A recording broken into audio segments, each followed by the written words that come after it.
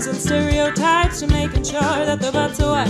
Boy, girl, mom and dad want grown-up time, you're going mad. It's a trip, but we'll guide you through with tips and tricks for boys and girls too. Live this morning with the BGMAD Zoo Crew. We're crazy. Wake up with us. Sorry, I should have asked. Is the mic hot? Okay. Welcome back or welcome if it's your first time to Boy, Girl, Mom, and Dad. Hopefully you'll be back. I'm Lauren. And I'm Nick. We're so glad you're here. Today we're going to talk about comparison. All aspects of comparison. Mm-hmm. We're going to compare each other to each other all podcasts. No? I think you're trying to be funny, but... Sorry, that was your joke just now landing. Wow. Have I done that before on here? Not on the podcast. Sorry, I love you. Not while we're live. Okay, before we get into it, every week we have a little tiff that we talk about. And typically I pick it and sometimes Nick does. And today I'm picking it, but it's actually going to be on me. So the other day I opened our bathroom door, which we keep shut for a lot of reasons. I saw that my drawer and we have like different sides of the vanity bathroom. So we each have 3 drawers and then the cabinets underneath. And I saw that my top drawer was just open and then the cabinet was just left open. And I know that bothers you. And I just had to chuckle to myself because I was thinking, am I the problem here?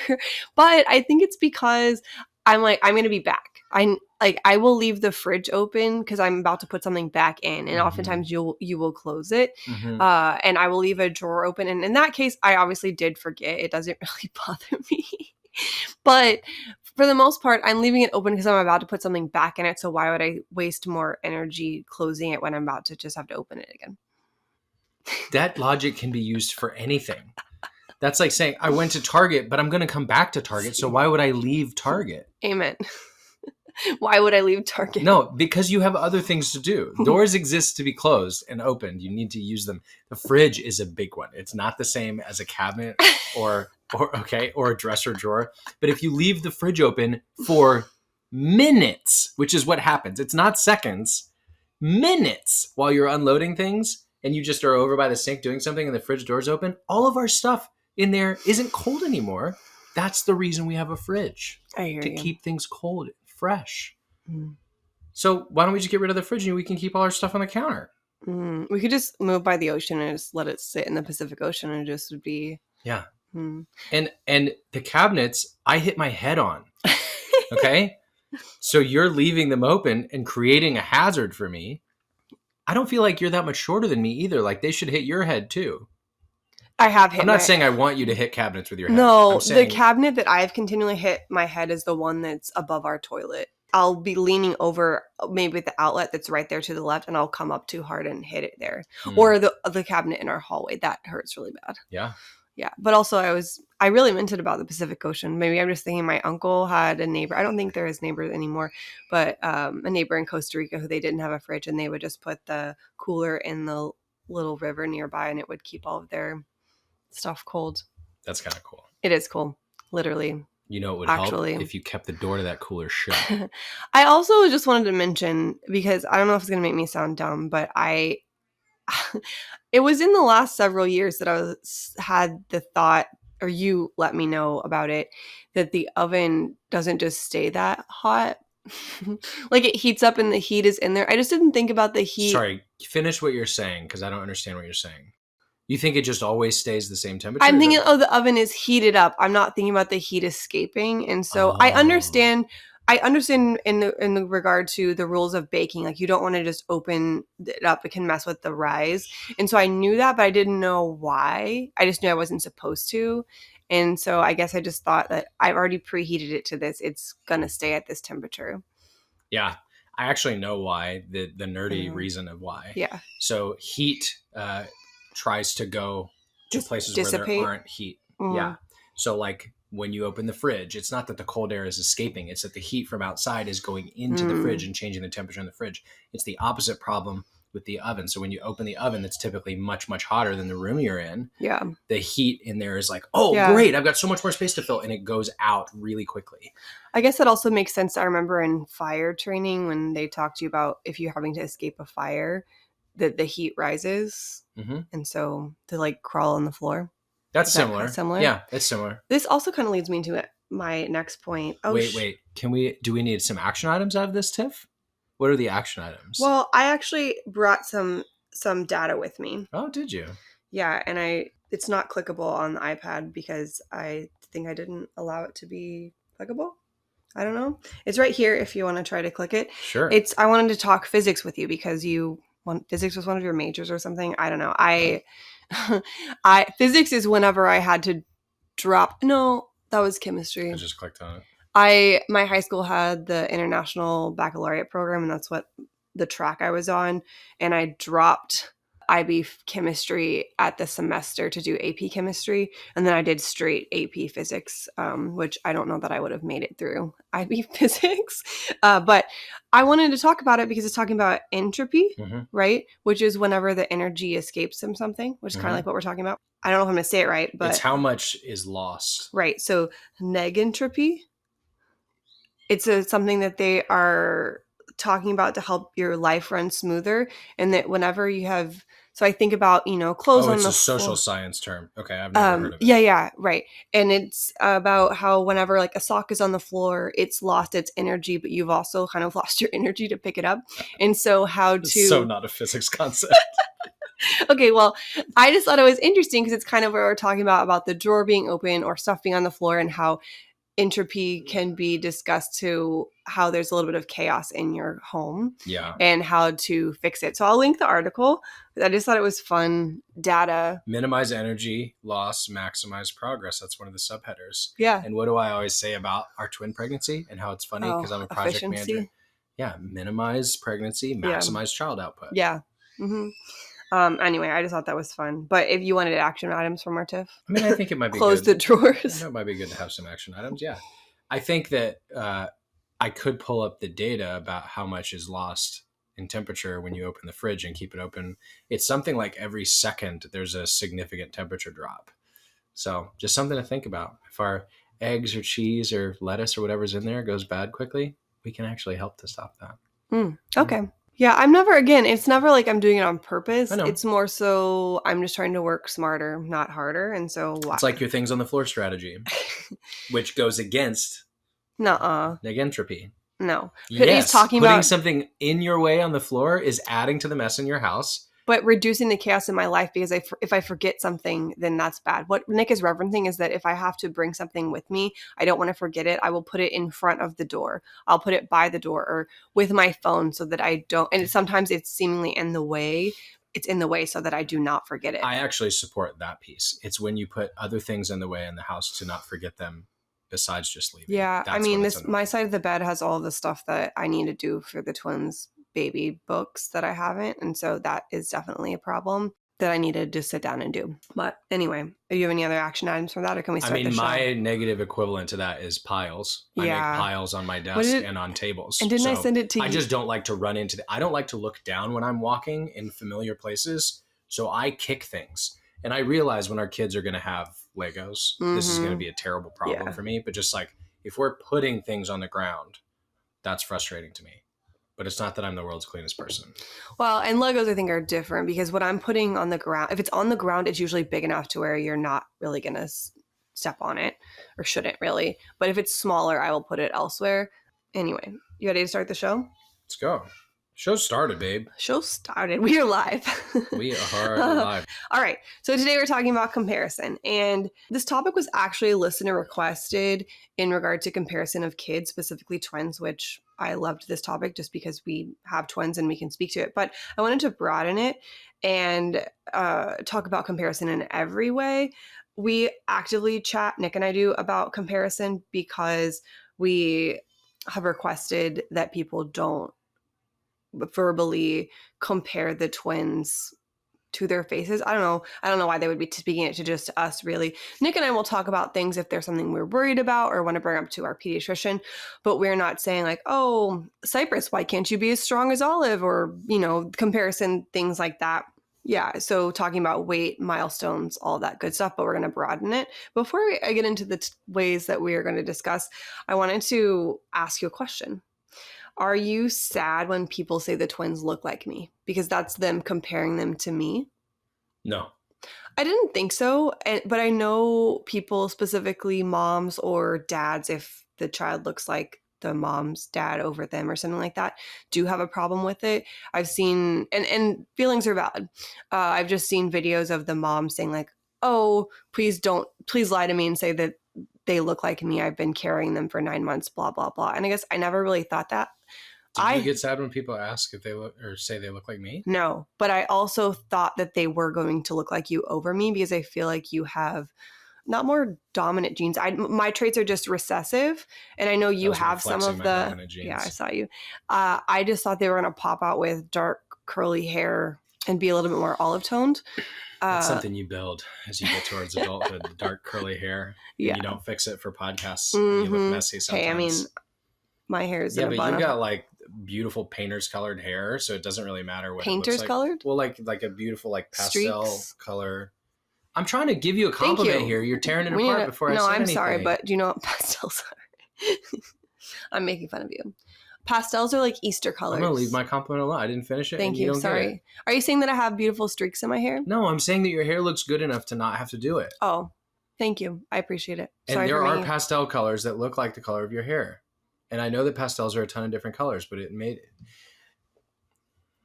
we're in a fight right now. My mom, whenever she would like draw pictures of me when we'd draw, she would use all the colors. So like brown, yellow, orange, red. And so whenever I would draw, I would always draw my hair with all of the colors, and that I had to draw them with all four. I think that's 4 colors. Did you ever use pastels to do it? No, I didn't. But you could have.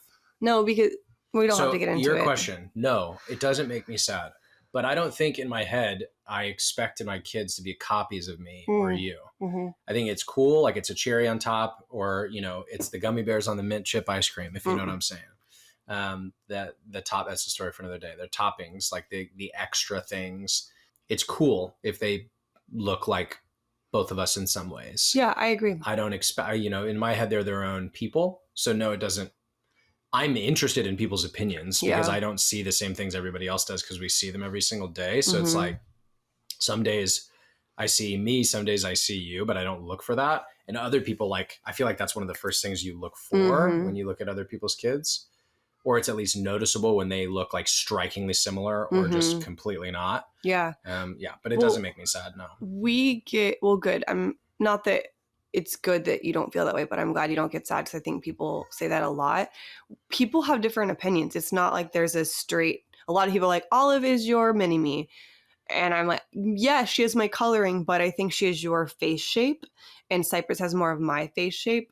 I don't know. I feel like if you look at pictures of me as a kid, there are pictures where it looks like Olive. There are pictures where it looks like Cypress. So I don't know. It's fun. It's fun to see, regardless, just all the change.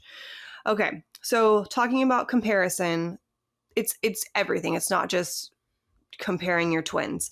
We're going to talk about comparing as a parent, meaning you are a parent and you're comparing the kids you have to each other, or you're a parent, you're comparing yourself to other parents and how they parent, or even other families and how their unit works together.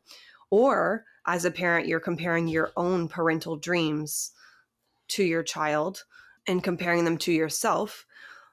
And then as comparing as a child, you're the kid and you're comparing yourself to other kids, whether it be classmates, friends, or to siblings you have, or similar to the parent, you're comparing your family unit to other family units that maybe you hang out with because you're friends with the kids. Does that make sense? Mm-hmm. So all encompassing.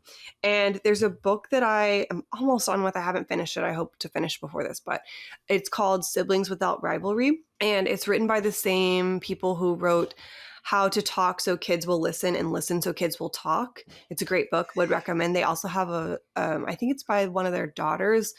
I've read both of them, How to Talk So Little Kids Will Listen version, and I need to actually go reread it because we're in the thick of that. It's like 2 to 7 year olds.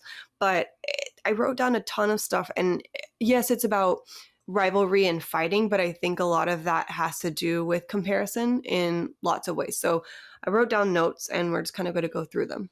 So the first thing I heard was whenever your siblings get along or fight, the parent may take that upon themselves. Like, I'm a bad mom, they hate each other, or I'm a good mom, they're actually getting along. And we've talked about this in previous episodes about how you cannot take your children's actions and assign them to yourself, right?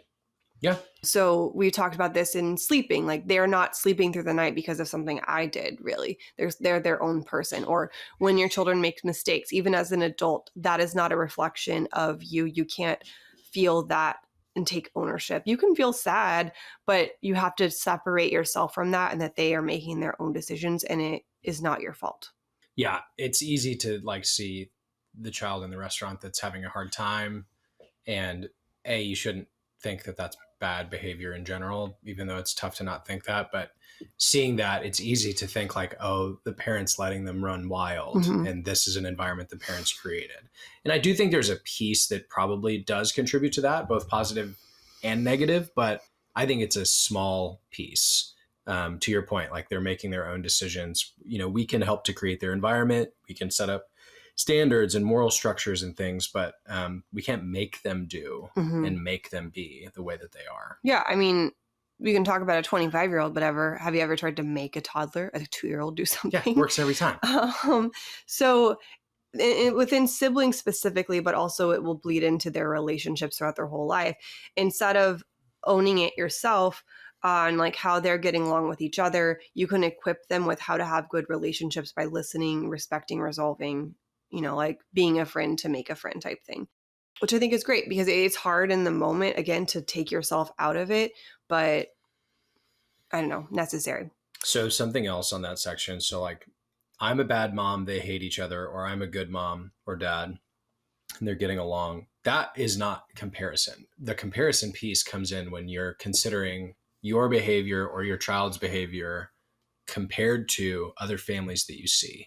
So like in the restaurant scenario I brought up, like if you have your kid and they're, choosing to be quieter or eat their food or not cause a scene in that moment, it's easy to compare that to the chaos situation you see across the restaurant with a kid who's deciding to throw things, which a week ago we were in an Italian restaurant where both twins decided to throw things that had marinara sauce on it. So like, it happens, but just saying, like, we're talking about comparison. That's the comparison piece. So it's not just, I know that I'm not fully controlling my child, but it's also, don't lean into the comparison of you and your family and how your child's acting compared to the world. It's not a competition. Well, and about you saying it's not comparison, I don't think it's inherently comparison unless you're, directly comparing like you said.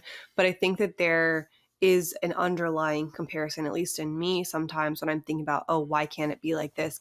Well, you just saw that family on Instagram or something do this and it looks perfect and that type of thing. So there is like a comparison, I think, based on what society tells you and puts on you, right, and unrealistic expectations. I think we're saying the same thing because that is comparison to others. If you don't have that lens and you don't see what you want happening, you may not have that point of like, I wish I was that, if you don't drive that down the street with a bunch of big houses you want, you don't think, oh, I wish my house was bigger. That's what I'm saying. We're saying the same thing. Okay, good. The other thing that I found so good in this book, which I've heard before, but I think this is where it started, or maybe I had heard a clip from this book, is whenever you're bringing a new child home. So we didn't experience this, right? Because we brought the twins home at the same time. But that child is often starting to compare themselves to the baby that you're bringing home. And it may seem like they're acting out and stuff, and they are, to try to get attention. And it gave the example of trying to help the adult understand this scenario. I look at Nick and say, you're so great, honey. I love you so much that I'm going to bring home another husband just like you. And you're like, wait, what? And then whenever we go out in public, people don't really talk to you. They look at the baby or the new husband, sorry. And they're like, oh, you're so cute. You're so cool. And just kind of forget about the other one. I feel like that's the best way to even describe it, that it's hard. It's a hard adjustment. That's also why, I don't know, my mom instilled this in me from when I was little, that when you go meet a new baby, you pay attention to the parents and the other child, if they have other children, and always bring a gift for the other child and or the parents, just to make them feel included, because the baby doesn't care if you're there, right? And obviously you can say it's cute and dote on it and stuff, but just to think about the other people there. And again, I wanted to mention that just because of the comparison to the new child, but also as the parents and navigating the new space. Yeah. Yep. So I gave an example in the book of whenever a child might lash out with bringing home a new child and saying like, oh, send the baby back. Instead of saying you don't mean that, you could say, repeat back to them what they said in a different way and what they might want. So you would say, oh, you don't want the new baby here. Sometimes you'd wish they'd go away. And so that's making them feel seen and heard and understood. And then you can launch into how to help, as in, why don't we schedule 15 minutes of just you and me time, or let's have a snuggle reset or something like that. Another thing that they said to do was give, if they're old enough, give the child a gripe book to write or draw in when they're mad, which I think adults could use this too. And, you could use a note on your phone. You could use a email that doesn't have anybody in the to line and just getting it all out. And in doing that, especially as a child, you are reducing the times that they're running to mom and saying, hey, he took my car or something like that. But it teaches them to work through their feelings, which I think we as adults need as well. Do you think it also teaches them to isolate their feelings? No. So it's okay to still talk about it. It's the whiny things. I don't know. That sounds bad. You mean that in a negative way? Isolate their feelings? Well, I mean, I could see how telling a child to do that could be saying, don't bring it to me. So I think the whole point of this in the book was to make the child try to come to a solution by themselves. So they labeled 3 levels of fighting and whining. So there's the first level where they're just basic whining. The second one was they need help trying to make a decision. The third one was like physical violence, adult intervention.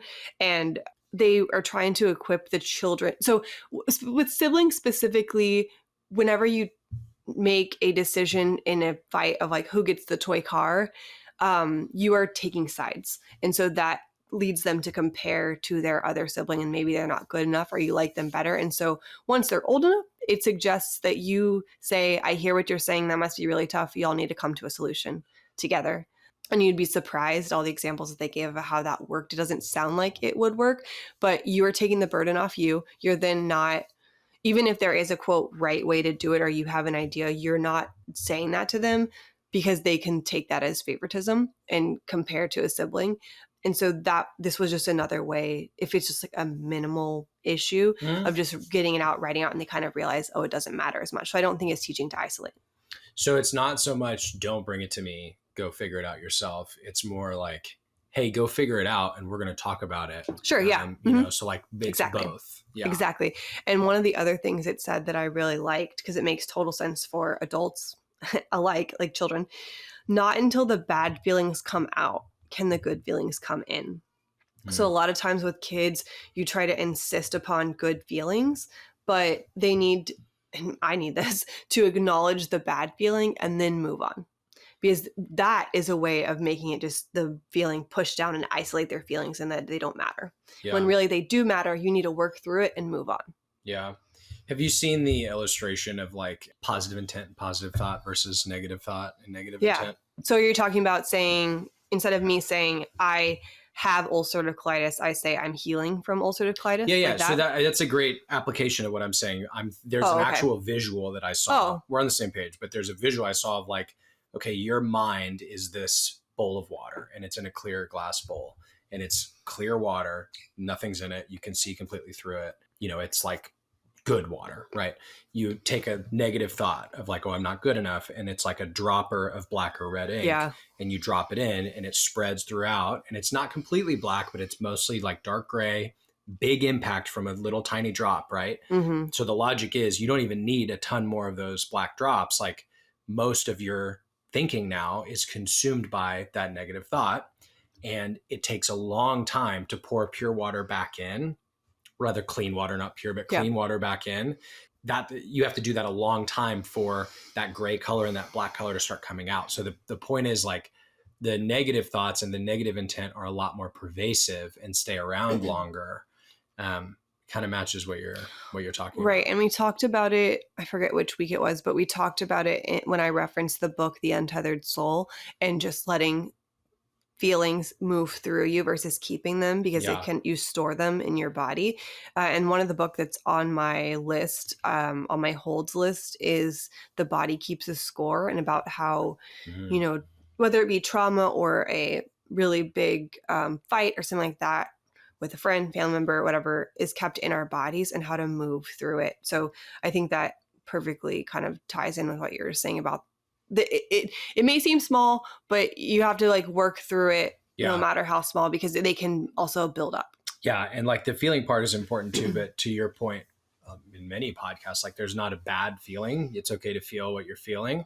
The illustration was focusing on thoughts and on your mental load, but they're influenced by your emotions. So to combine both of them, like it's okay to be mad. It's okay to be angry. It's okay to be sad, but don't let those emotions birth negative thoughts and comparison, which births negative thoughts, and don't let those, course through your mind, because that's what really will kind of poison you and stay around for way longer than you want it to. Yeah. And I think that's why that gripe book or whatever was such a good idea, because I think that's a way of getting it out. We've talked about before in episode 14, Why Are We Even Going?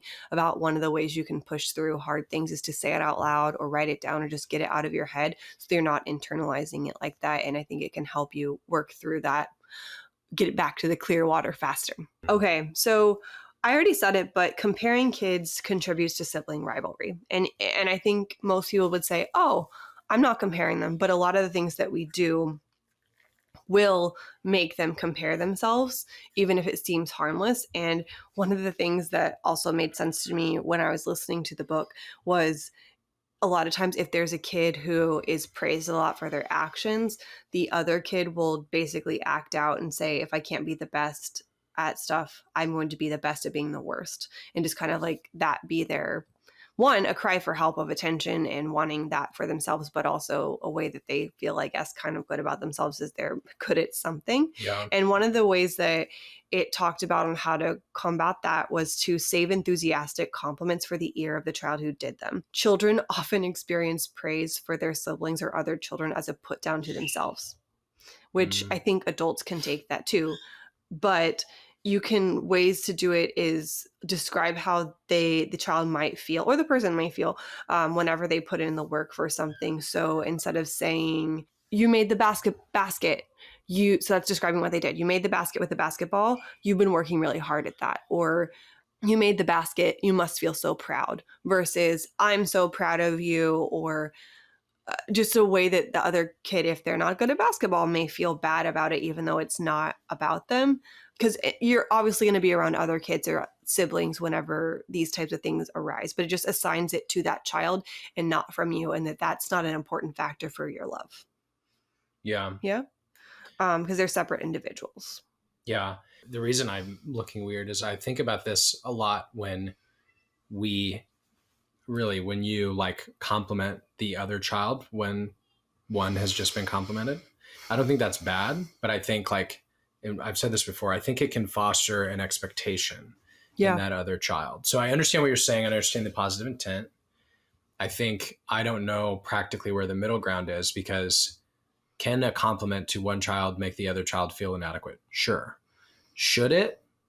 Maybe not. So if we're always complimenting every child, that's A, putting a massive burden on us to always expect that of ourselves, and B, creating a false expectation in that child that they A, deserve a compliment every time, and B, if they don't get one, it's way more negatively impactful than when it normally would be. Yeah. And what Nick is referencing is there are times when you'd be like, oh, Cypress, you look so cute or whatever. I'm like, what about Olive? Yeah. And or you did this thing, like, great job or whatever. And then and I know you're doing it for a good reason. I'm not trying to insult you or tell you you're doing something wrong. I don't think you are. I'm just saying I can understand if I say, hey, great job, Cypress, you're really good playing with that car or something, and you do the same thing to Olive, that's a great thing. But I can also see it building up an expectation that Olive always gets a compliment when Cypress does. Right. And I agree with you. I think what I was trying to combat, we haven't had that happen lately, I would say. But I think in the time that it would happen, one, I would see the other one as kind of looking. And so it made me feel bad. And to your point, if someone compliments your outfit, that doesn't mean you need to compliment it back. You don't have to just hand it to them. I'm a firm believer in, if you think something nice about someone, you need to verbalize it, text it to them, tell them right then. So, and I don't expect something in return. I think also we've mentioned it before, but I was not between us, but just experiencing favoritism between twins and certain people. And I just felt bad in that. And I was trying to, I think, overcompensate. Yeah. But I think it also goes into the same, what I just said about how a compliment to another child can often seem as a put down. And so we're going to say nice things to Cypress and Olive in front of each other. And so just maybe we need to work on rewording things into rewording the child versus. I support that. And what I'm exploring is like how, right? Because I want them to be happy about others getting praise. And I want them to be excited to give others praise, whether it's their siblings or other people or other kids, especially. Right. So like, I'm trying, obviously it's not easy, but in my mind, I'm like, how do we not only make them not sad when they don't get a compliment, but make them like sit in a compliment for somebody else and think like, wow, that was really cool. Yeah. And I also, something I was thinking about when you were talking is like, there's a difference between telling somebody they're inherently good at something or better at something than others and complimenting their action or their intent and word towards the action, like you just said. So like, I'm not saying, Cypress, you're a great basketball player. And then I never say that to Olive. That I think would maybe be on me. Like I get that one. But if I'm saying like Cypress has a great shot, you know, and the shot goes in, I think saying nice shot, like I know you've been working really hard on your 3-pointers. Great job. Like that was a super nice shot. I want Olive to feel proud of her brother in that moment. And I think it's okay for her to be motivated a bit. Not necessarily think of herself as less, but just like, oh, I want to feel that. I want to work hard and get that shot next time. I want it to be me next time. I think that's fine. That's healthy competition. But like, there's a difference there in saying great shot compared to like, wow, you're an excellent basketball player. And then Olive never hears that.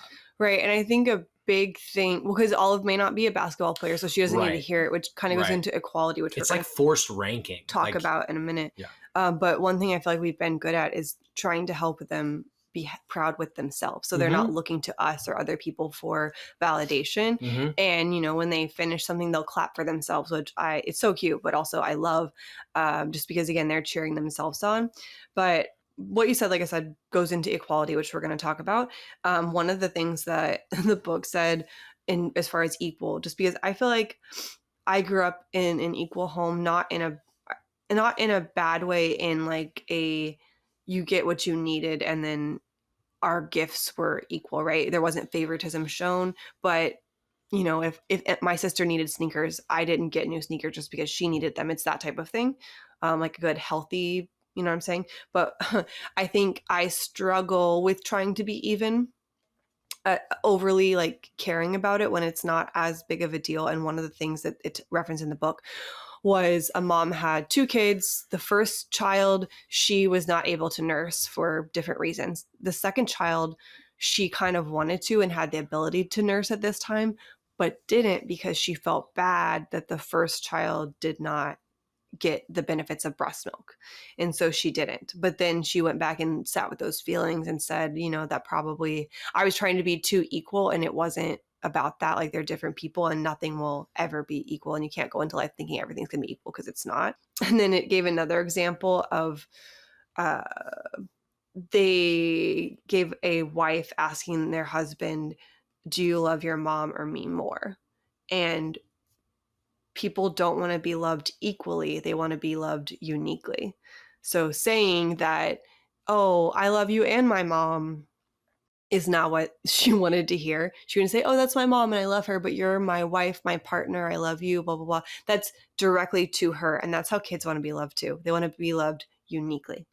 Yeah, I agree. I think there's a lot of family jokes and friend jokes that are based in that, where it's like, oh, like, but you really love me more, right? You know, or like, we have a special cousin connection or a special sibling connection, or like, we're closer than the other siblings or whatever. You know, I think a lot of those are jokes, but they perpetuate that stereotype, or not stereotype, but like the thought that there is a level to love. There's an intensity to it that needs to be discussed and compared. Lauren's looking for a specific book right now and knocking everything over in her path. I'm sorry. I got it. I just wanted to show, I think it's a little bit harder for children to understand about loving uniquely. And so one of the books I got Cypress and Olive for Valentine's Day last year was You Were All My Favorites. And it's about 3. Can you show the camera, please? Oh, here we go.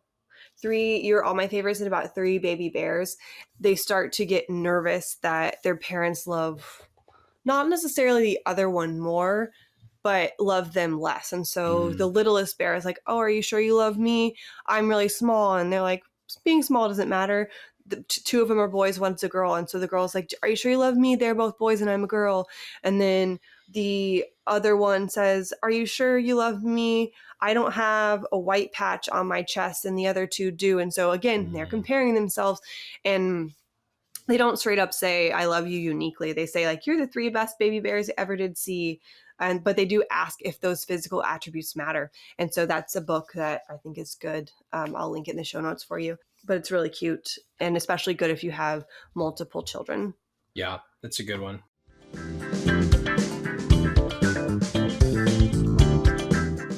This past week, I had the pleasure to go to the Lunya headquarters here in Santa Monica, and it was so nice. I got to see some of the new things that they're launching this fall and winter season, and let me tell you, they are good. And you might not think about it, but silk is actually great to wear year-round because it's breathable, a natural fiber. They also have cotton and other things like that if you don't want a little slinky feeling, but all of them are good. Slinky feeling. All of them are good, and you can get a discount with code BGMAD. Is slinky feeling like a silky feeling? Yeah. Oh. Well, silk, it'd be using the same word. Silk, silky. So I was trying to use. I thought you said slinky, like the slinky that falls down the stairs. I did, but I did say slinky, but it's a similar. Oh, okay. It should slinks use that along. word more as a feeling. Okay. I'm feeling slinky today. BGMAD, right? Yeah. 15% off your first order. BGMAD. BGMAD.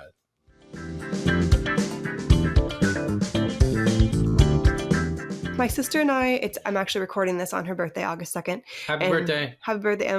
And then my birthday's tomorrow, August 3rd. And so happy birthday. Thank you.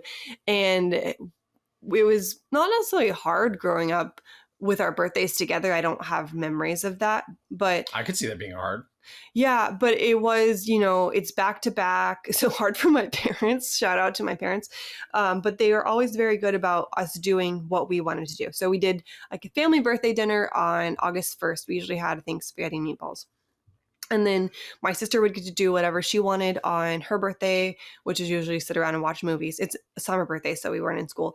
And then I liked to go shopping, and then we would all go shopping. And so I think that's a good example, especially so close together, that we get to do our own thing. And I think that's also, I've carried that mentality into Cypress and Olive, that, yeah, their birthday's on the same day. And right now we do have their parties on the same day because it makes sense, but I give them separate themes. And I think that's because I'm trying to fuel their own person and personality. I don't think that's necessary for all twins, or I know people combine birthday parties, but it's important to me because it helps me feel special in something that is really close to another person. Yeah. We have friends who their birthdays are right around Christmas, and their mom would pick random days within the year of, this is your, I don't know what she called it, special day or other birthday, where they basically got to go and do whatever they wanted to do just because it was around a big holiday, just to help them feel special and unique. And it wasn't, and the siblings' birthdays are close together. So it was just like their own day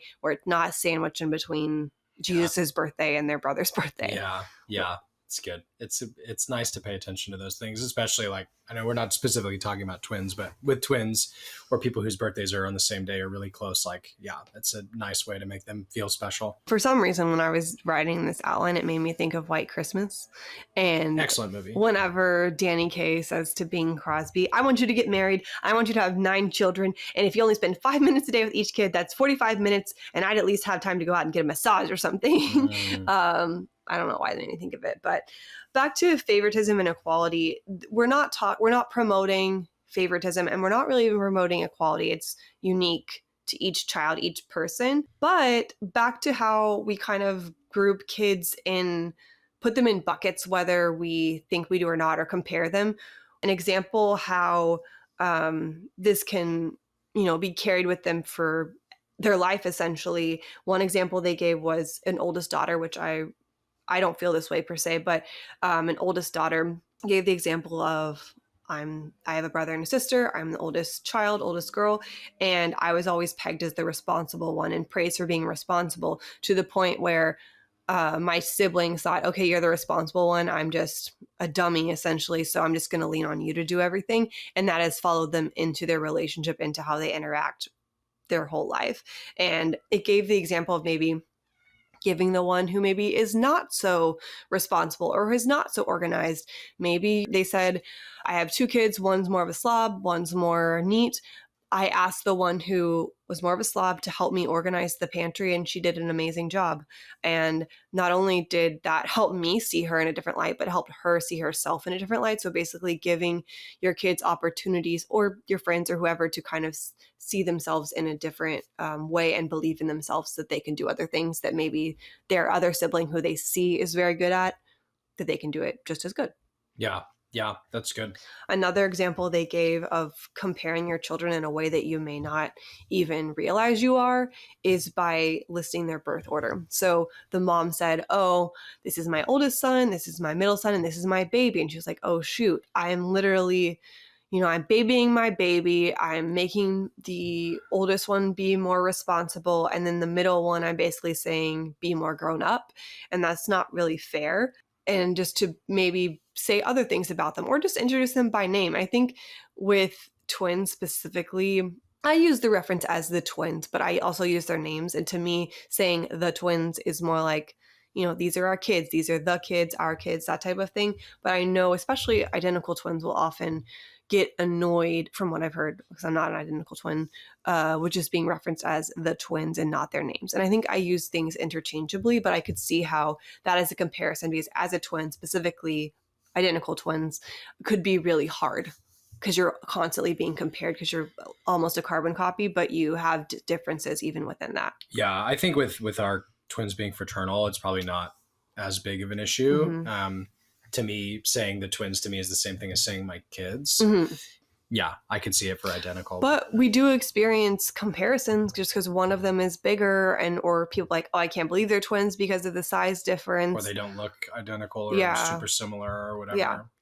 Yeah, because some people think that you have to be identical to be considered a twin, which is not medically the case. But what? I'm going to defend everybody who doesn't know the differences between types of twins right now. No, I'm not going down that route. He's saying that we have people ask us if they're identical when they're a boy and a girl, which is impossible to be identical. But it's also a very normal question. I know. I'm just saying that some people will outwardly say, oh, they are not real twins because they are not identical. I'm not talking about that hasn't happened to us, I don't think. It's happened to me. And actually in French, the words, I don't speak French. If anything, I speak Spanish. And so I can't tell you in French what it is, but the fraternal twin word means fake twin, like translate to fake twin. Mm. This next thing is kind of along the lines of birth order, and especially if you have a older child and you're bringing home a younger child or children, to say, make them go into, oh, you're the big girl now, and basically rewarding big girl behavior, but also making them grow up faster than they need to, per se, and still letting them be who they are, and they deserve to have their baby moment. Does that make sense? Mm-hmm. I actually saw also an Instagram reel that I will put in the show notes just so you can watch that reiterated what I saw in the book, just as another way to hear it.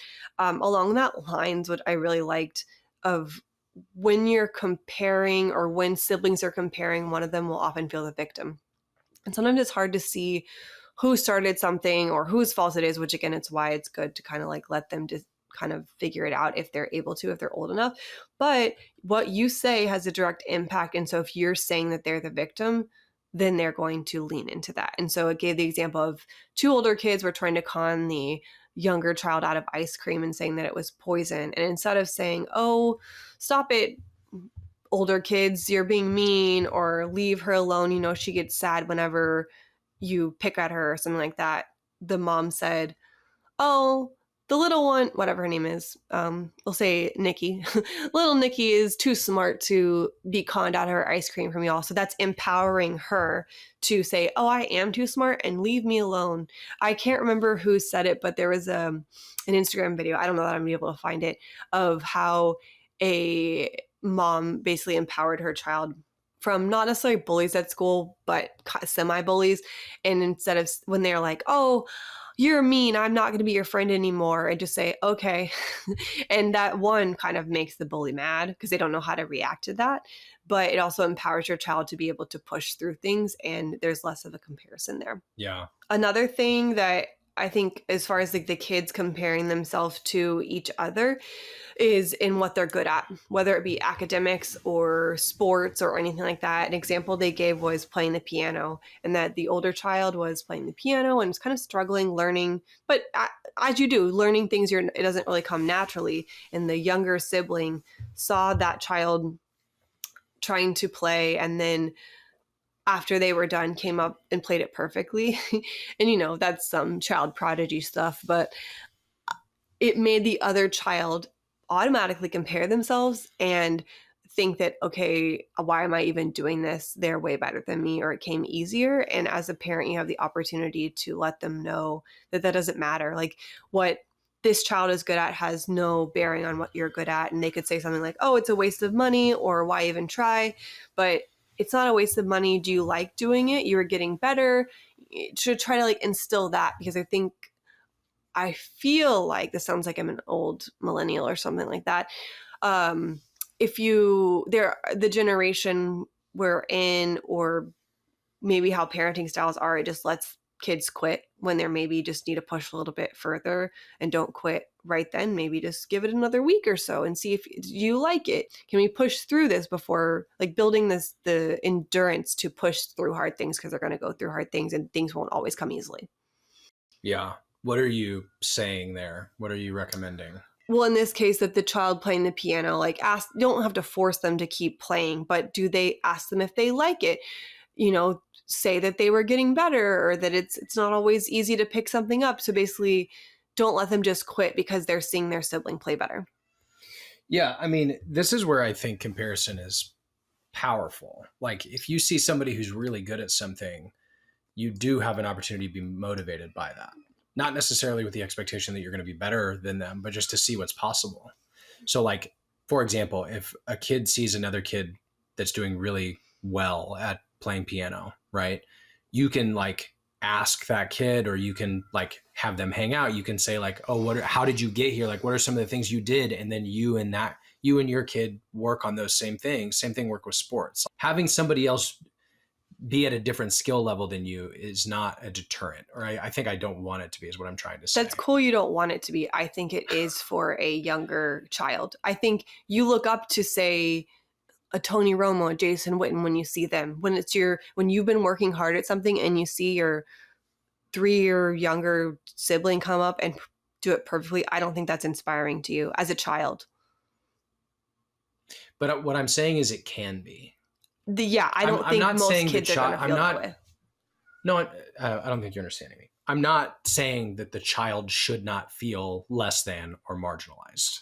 I understand that feeling would exist. What I'm saying is, as parents, we have the opportunity to encourage them to pursue the same skill level that the person they saw has, as opposed to just reinforce other things they may be good at. You see what I'm saying? I do, but I don't know that it would work, especially if they're a younger sibling, that they feel it would make them feel bad. You don't want to say to them, oh, keep practicing and you'll be as good as Jimmy. I think it's to say, make them know that their skill level has nothing to do with their sibling. Right. I think we're saying the same thing. If somebody makes a 3-point shot and your kid's struggling at making a 3-point shot, you can work with your kid to help them understand how to maybe get better. You see what I'm saying? Like, we're saying the same thing. You're saying you shouldn't encourage your kid to quit. I agree with that. But I'm also saying we can encourage them to change other specific things if they do want to pursue getting better at something. The part that I feel like is missing is that they feel downtrodden because their sibling came and did something better than they did. So I don't think it's inspiring for them. It makes them just want to quit. I'm not saying the act of seeing somebody else do better than you is inspiring. I'm saying how you react after that can be. So are you comparing them to that person, or okay? No, not at all. I'm saying, okay, you shouldn't have an expectation that everybody is at your skill level the same way you shouldn't expect to be better than everybody else, right? So that's something that we can help to teach our children. So yes, are they going to feel sad in that moment when a younger sibling or somebody else comes up and does something better, differently, more successful than they do? Yeah. But we have an opportunity to either let them quit, let them be upset and just bow out, or work with them if they want to continue pursuing that thing to get better at that thing. Not with the goal of being better than the person they just saw, or not to best them or whatever, like with the goal of personally improving. Got it. It sounded like you were saying, oh, little Jimmy, look at Susie over here and how they did, and you can be that great too. I think you're missing the point. That is part of it, but I wouldn't say that to them. It's like, so if you're on the football field and somebody near you in your same position is doing a lot better than you are, if you have instilled in you that hard work can make you better, you want to be as good as that person in that moment. Yeah, I think that's easier to think as a 16-year-old than a 7-year-old. Sure, but would you not agree that you put those building blocks in place? So for example, somebody who's on the football field and sees somebody do better than them and is used to being able to quit, and their family supports them quitting when things get hard, they're not going to want to work hard to get better. You're right. I'm just thinking about it as a 7-year-old. I don't think they're understanding that yet. But you're right. A 16-year-old is somebody who has 9 years on a 7-year-old and has built on the building blocks of feeling that way as they're 7. You see what I mean? Yeah, I think we need to move on. I'm just acknowledging that they feel bad, and to just say, I think we're saying the same things as, does it make you happy? Do you want to keep doing it? And instilling like what they do has no impact on you and whether or not you should continue. I'm agreeing with you. Okay. I'm agreeing with you. It sounded like you weren't. No, I said we're saying the same thing as well. I think like in some of the ways you're stating this, it sounds like what you're saying is comparison in any way, shape, or form is negative. And I disagree with that. What I'm saying is if you see somebody that you're comparing yourself to, we want to remove they're better than me or they're inherently different than me and add in that's so cool that they did this thing. Maybe I can. It's the hope piece, not the negative piece. Both require comparison. If I never see something that's possible, I may not want to strive to get there. Right? So if I'm trying really hard at something, somebody else comes in, different age than me, does it really better, way easier, right? That is going to make me feel bad. It's going to make me feel like, oh, I could be that and I'm not. Yeah, that's going to make me feel bad. But it also could show me that's something that's possible and something, if I want to keep doing this thing, I can strive towards getting better at. You see what I'm saying? Yeah, I agree. I think in this example, it just was a younger child, and I don't know if they're going to be there at that level. And I probably wouldn't say that to a 7-year-old. So in this specific example, the kid had been working really hard, was feeling like it was hard and downtrodden already about not getting this song and piano. And then their little sister or whatever, who hadn't been practicing at all, didn't really have to try, was just watching them, came in and did it, made them feel like they needed to quit and that it was a waste of their parents' money. Sure. But can we not talk to that kid and say like, oh, what did you like about that? Like, what was impressive about that? Mm-mm. I wouldn't do that for a 7-year-old. Okay. I think I'm not enough of an expert to know what age it makes sense, but I think instilling hope and motivation in our kids and removing they're better than me piece, I think that is something we maybe can do. Yeah, I think that is an important thing to learn. I think that in the moment, even as an adult, I don't want to hear that. I want to hear more about me because that's what I'm already feeling bad about. I don't want to hear about the other person. But you've talked about in this podcast already, like if somebody gets upset or something, you want to validate their feeling, right? And you want to say like, oh, you feel like this hurt you, right? Oh, that makes sense. And then move on from there with practical applications and steps. I'm saying something similar with respect to this situation where it's like, yeah, they're going to feel bad. And you can reinforce them like, oh, like you probably want to be able to do that too, huh? Or you've been working really hard. And Exactly. I just think that should maybe be the next day or something, not the same day. Oh, sure. I'm not saying. I think you're picking pieces of maybe. I'm not saying immediately in that moment. Yeah. We should. Yeah. Okay. It's just our parenting approach it's not just in that moment. It's the entire time. You're right. It's from that moment all the way into the thought future. Like in the same seat, you're like, let's see how. No, okay. That's why it was hard for me to understand. So like just then in that moment is not something I would say. No. And as an adult, I don't want that either. I'm not ready to move on sometimes. But I maybe But I think that's also how you and I are different. And males and female brain, we've talked about, it's not about the nail, that whole video of, first I just need to be in it for a minute and then I can I'm come not out suggesting timeline. I'm not suggesting Okay. saying that immediately. I'm also, again, I said this a lot. I'm not suggesting they shouldn't feel bad or that they wouldn't feel bad. I'm not saying we need to erase those feelings. I'm saying there's a way to step into hope as opposed to disappointment and quitting in whatever time it takes past that feeling. That's what I'm saying. Yeah. In bringing it back to them and the focus on them and that their talent or lack of talent has no bearing on other, you are able to feel more hopeful about yourself because you're not thinking about the other person and you're not comparing. Okay, high five. We made it through that. You may not be thinking about the other person, but you can think about another thing that's possible that you may have seen somebody else do. Yes. Right? And so by continuing it at all, you are saying that it's possible. Right. So I'm not thinking Lauren's a better basketball player. I'm thinking I want to shoot 3-pointers like I saw Lauren do that one time. Yeah. Right. Like the time I still remember in my intramural basketball game in college, I scored a basket in the other team's basket. So, I could look at it. Which is great. You scored. I scored for the other team, just thinking about them being selfless over here. But I made the basket. I just have to say that. And I think that kind of leads into, and like, you are what you think you are or are not.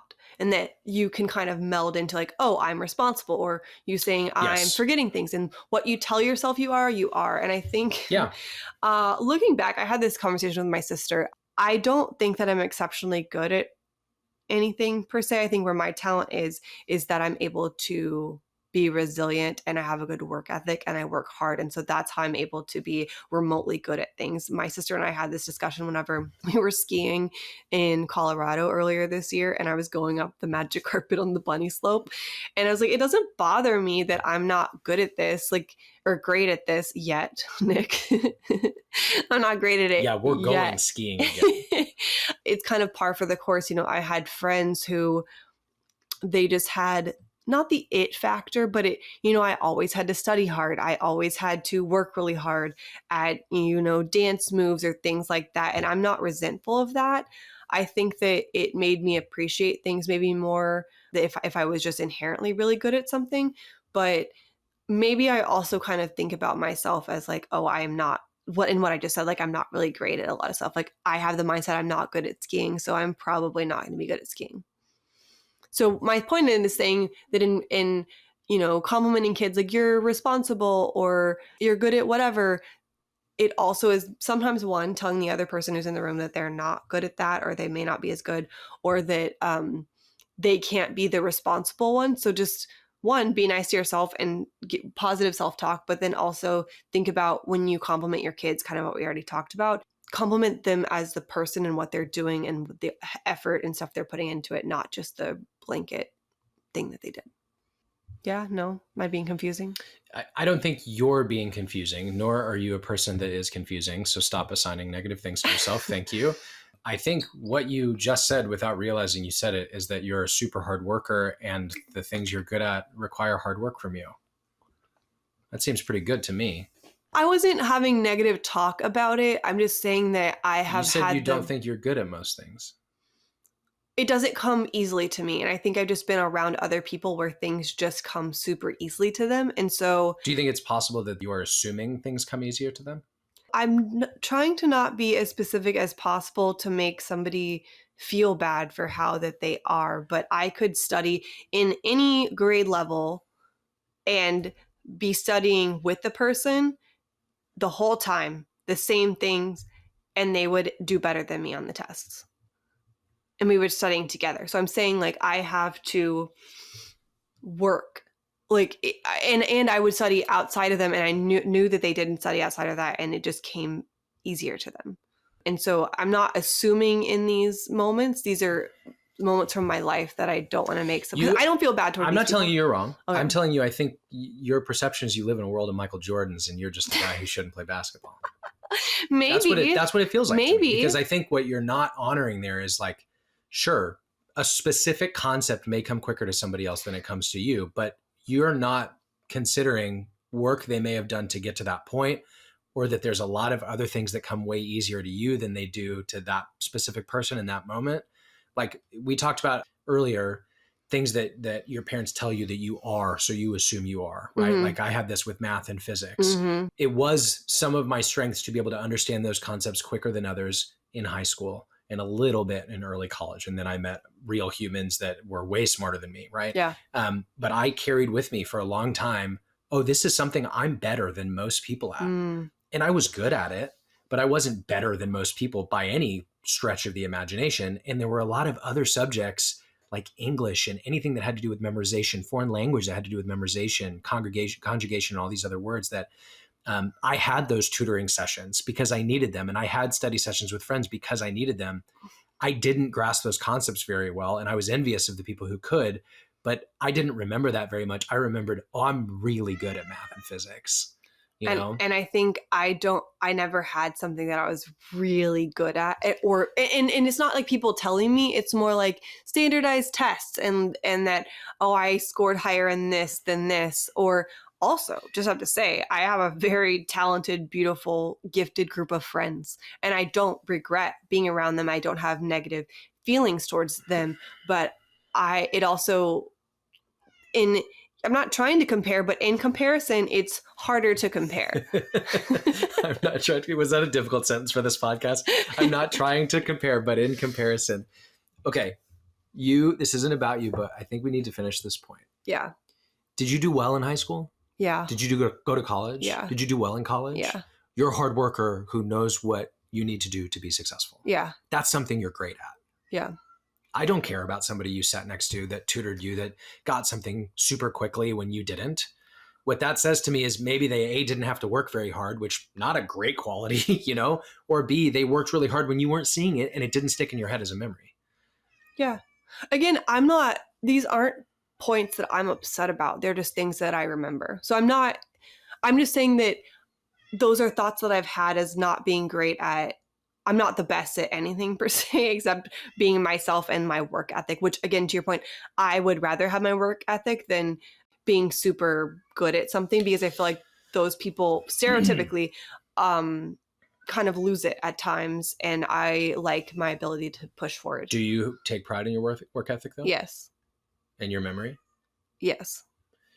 Do you want Olive and Cypress to think there's not many things I'm great at? No. No. Is that the end of the topic? You just drive the dagger into my heart? I'm not trying. This isn't against you. No, I know. I didn't. You're just staring at you. I know. You're just staring at me, so I didn't know if I was supposed to say something or you had more to say. I think that this is a super interesting topic, and I like that we're talking about it. And I'm excited that we're going to hopefully bring up our kids to not compare themselves in a negative way against others. Yeah. I think there's some work that we need to do the same thing. Yeah. Yeah. And so to kind of like the last point before we get into how to combat comparison is that nature versus nurture.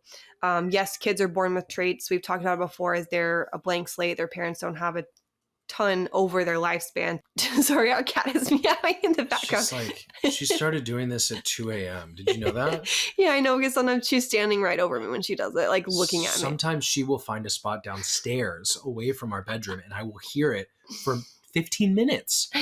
Who is she talking to? I don't know. She's probably sad she doesn't have a friend anymore. But she did this before Elliot passed, but we used to have 2 cats. Now we have 1. Anyway, nature versus nurture. That was such a weird way to say that one of our cats passed away. We used to have 2 cats and now we have 1 anyway. It's been for about 2, I guess almost 3 months now. Yes, we're very sad actually. Yeah, we're sad. But my whole point is a kid is born with the traits that they're born with. You don't have a ton of say in what those traits are, but you can kind of nurture their nature and kind of push them along and, show them what their strengths are. And then also maybe the areas that they don't think they're good in. For the example of the girl who didn't think she was organized and then her mom let her reorganize the pantry. They, gave her a push in that direction. So maybe she won't think that, oh, I'm disorganized, I cannot be organized. So just as a parent or even as a friend, you can kind of push nature and give it a little nurture. That was a good soundbite. Did you do that on purpose? No, it just came to me. Something that's interesting too that I just thought of is like we tend to focus a lot on the what things they're doing that's great, but like to the point of the story you just told about the child who you think is not organized or whatever term the story used, which I think was slob, which I don't agree with. I don't think it said that in the book. Said, I think like, we have a it. kid that like this kid in this situation, like they're not organized. So we encourage them to go organize something and realize they can do a great job. Like that's stepping into doing things that they're uncomfortable with, that they may not feel empowered in. Right. I think that's really interesting. It reminded me, I've recently had conversations with my boss around my like mid-year review, as a lot of us are right now in, June, July-ish. And we spent 5-10 minutes on, what I was doing well, which I'm pretty proud of what I'm doing at work right now. And then a good 45 on what I can do better. And I liked that. And it was constructive criticism. It wasn't negative, but I compared myself to the kid in your story, right? So like the organized, which actually this is true at work, the organized pieces I'm not so great at. The communication pieces and the summarization pieces I'm good at. So we spent a lot of time talking about and working on how I can be better at the things I need to get better at, similar to that kid. So we think the kid's not so great at organizing. Let's step into a place where they need to. I don't have a great point, but I just thought that was a good point. I thought that was interesting. Like we don't want to harp on, hey, you need to get better at this, or you're not good at this at all. And we want to, foster skills in the things we're good at, but we also want to not make our kids afraid of stepping into improvement in the areas where they could grow, right? Like your hard work allowed you to get through school and do really well in school, not because you were a savant, right? So you could have chosen to lean into, I'd rather continue dancing. I'd rather do whatever else that came a lot easier to you and not put the work in to be an academic, but you wouldn't have realized that success. Yeah. Okay, so how to combat comparison? We have 1, 2, 3, 4, 5, 6 tactical, practical ways Just try to force those sound bites to help yourself and your family, your kids with comparison. So the first one, I kind of already said at the beginning, but make a conscious stand to not compare. I know it's harder than it looks to implement, at least not voicing for my kids, but make sure you're on the same page about it with your spouse, partner, and make sure you both put your foot down in that. I will say for me personally, in comparison, I don't let myself look at Instagram stories past 5 p.m. What? Oh, you don't? You shouldn't. I shouldn't. You've set that boundary up for yourself, but you still do a little bit. Maybe, but sometimes it's just unfortunately a habit.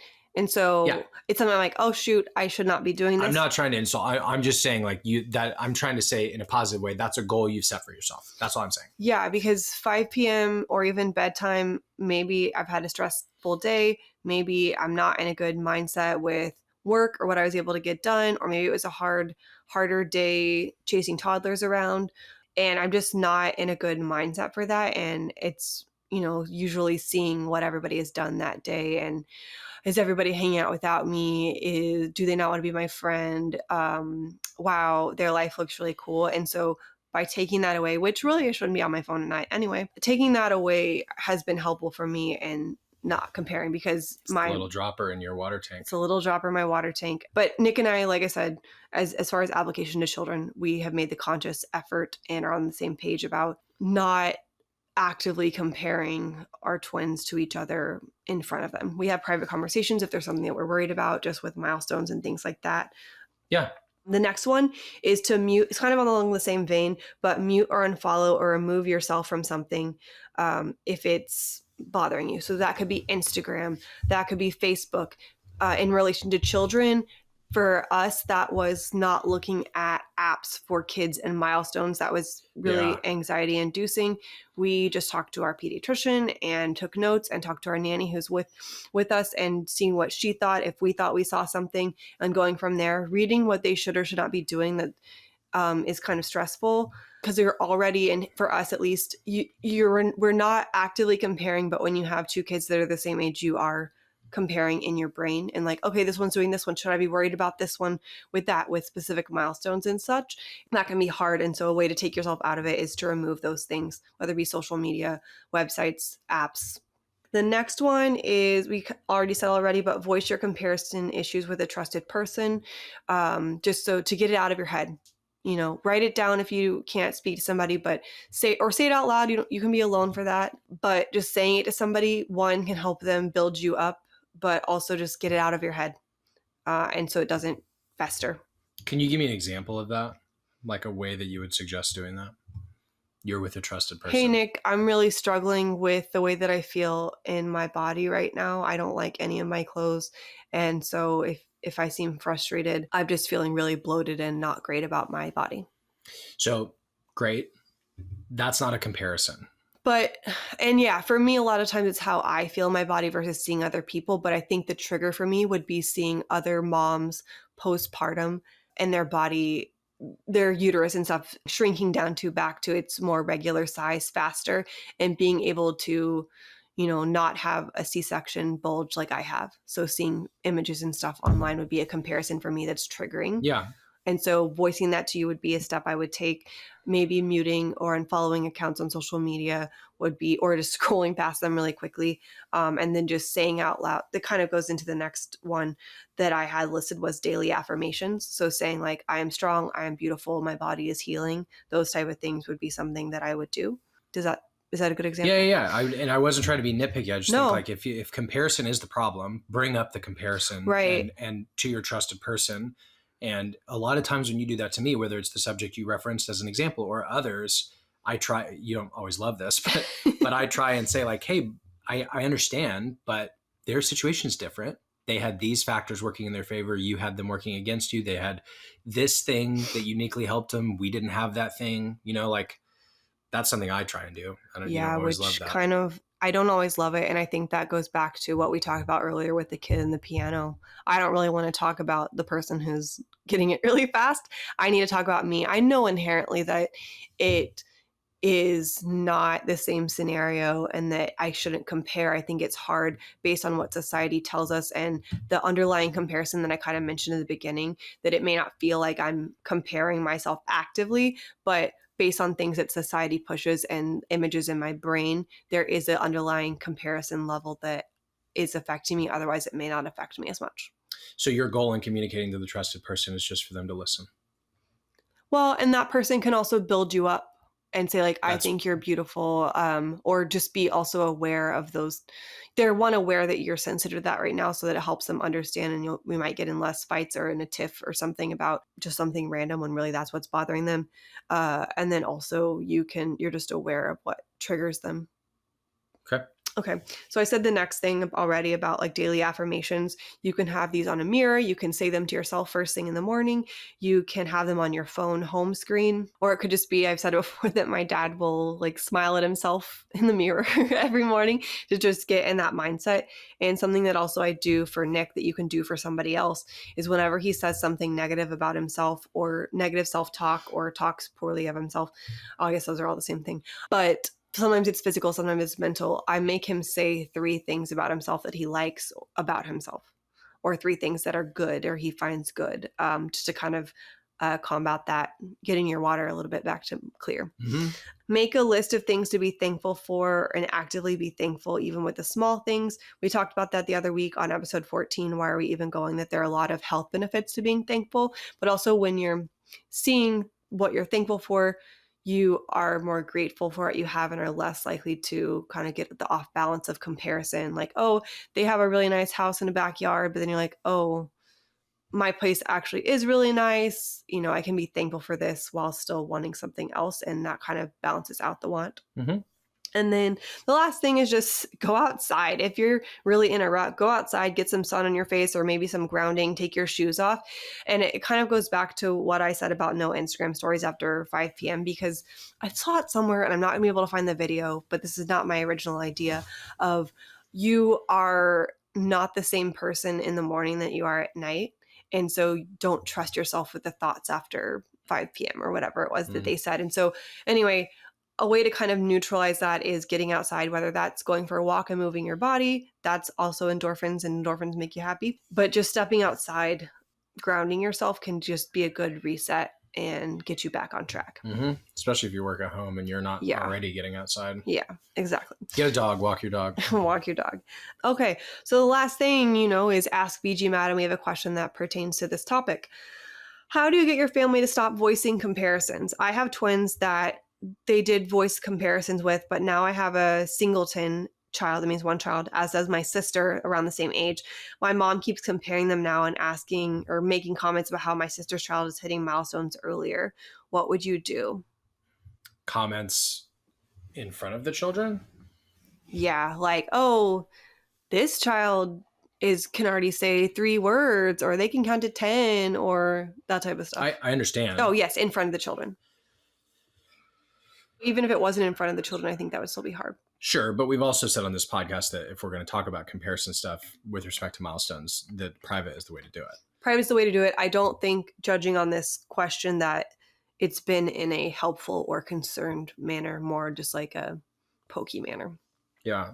I mean, I would treat this the same as like setting boundaries or talking to your family and friends that are going to be watching the kids or around the kids. Like, bring it up with them privately in a humble way and just be like, hey, this is something we're trying to do. Do you think you could support us in this? So don't go at them and say, hey, I've noticed you've done this. This is wrong. Stop. Instead say like, hey, we're trying really hard to not compare in front of them. It's kind of tough, but this is why we're doing it. Do you think you could help and like support us in doing that? We don't want them to feel like they're less than the other person or twin or whatever. Here are reasons why. And like ask them to participate in your parenting strategy as opposed to criticize what they're doing. Yeah, I agree. First of all, I'm sorry. I know that that's really hard, and it probably weighs on you as a parent, as not just affects the children. I went right to solutioning, didn't I? It's okay. It's okay. That's okay. We are both here. We compliment each other.